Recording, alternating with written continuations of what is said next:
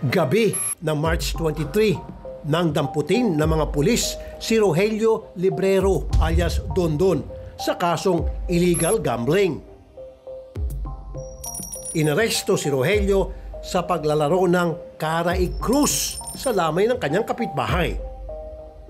Ilang araw ding nakulong sa detention cell ng Taguig City Police Station si Rogelio. Pero pagsapit na March 29, napansin ang kinakasama niyang si Aileen ang kakaibang kilos ni Rogelio nang muli niya itong bisitahin. Hindi na po niya ako pinapansin, tapos hindi na po siya makatayo. Tapos tinatawag-tawag ko siya, nga nandito ako, may padala akong pagkain, wala, hindi niya po ako pinapansin. Hanggang sa kinabukasan, isang tawag ang kanyang natanggap. Isinugod daw sa ospital si Rogelio dahil nahirapang huminga. Pero taliwas daw ito sa sinasabi ng nurse na kanyang nakausap. Nung isinugod po kasi si Rogelio dito, ma'am, malamig na bangkay na po. Ginagawa na po namin lahat. Wala na po talaga, patay na po talaga siya. Kaya sabi ko, ibig sabihin po ba, nung hinatid yung asawa ko na sinasabi nilang nahihirapang uminga, wala, patay na pala na yun, sabi niya, opo.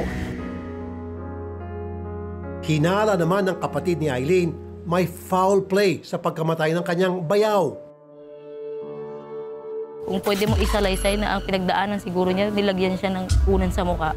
Kasi yung mukha niya, kasi nakaangat siyang ganyan, na nakanganga, na kung ikaw ay mamamatay ka ng oras na yan, hindi dapat ganun yung itsura mo eh. Palaisipan din sa mga kaanak kung bakit may mga sugat sa binti si Rogelio. Pinagtaka namin yung sugat niya dito, ang dami. Kupasa yung nandun sa binti niya.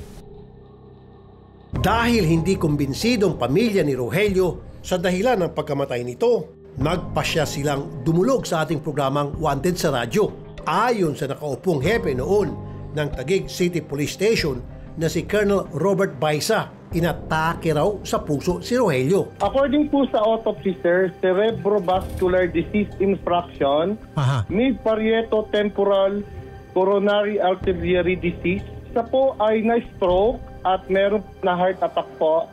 Multiple wound. Bakit po may multiple wound? Meron po kasi isang sugat sa kanyang tuhod po. Ito po ay common po dito sa amin. Nagkasugat-sugat po yung kanyang tuhod?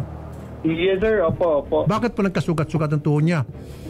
Sa ano po, sa sobrang init po, yung boil po, yung tinatawag po na pigsa, dito po.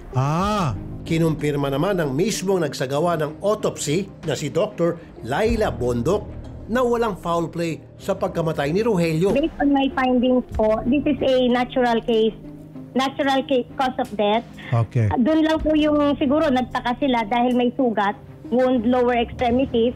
Kaya lang po, kung paliliwanag ko po sa inyo yon, usually po kasi pagpasok, malalim, may crater. And this one po, mababaw lang siya, tsaka maliliit lang po, hindi siya ganun kalaki. And the reason kaya bakit siya lumaki, probably po nakamot dahil makate. Okay.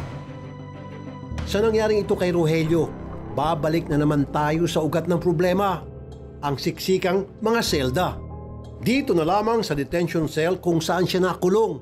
Hanggang 6 na po lamang ang kapasidad nito. Pero mahigit 200 preso nakakulong dito.